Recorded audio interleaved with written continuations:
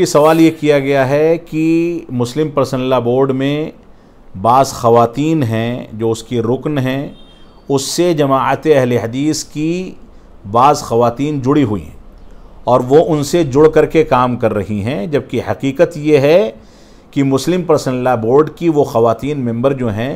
वो जमाअत अहले हदीस के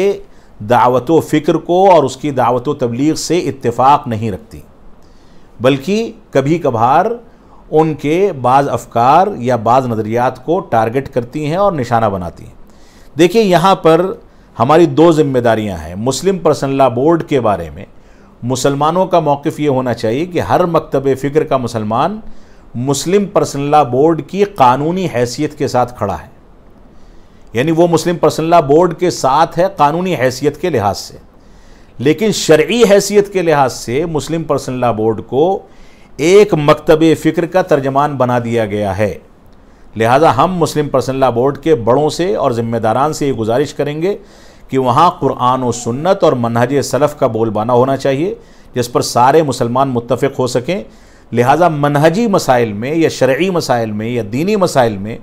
जहाँ कुरान और सुन्नत से या मनहज सलफ़ से मुस्लिम पर्सनल लॉ बोर्ड का कोई फ़ैसला या उसका कोई निज़ाम टकराता है तो उसमें हम उसके साथ नहीं हैं,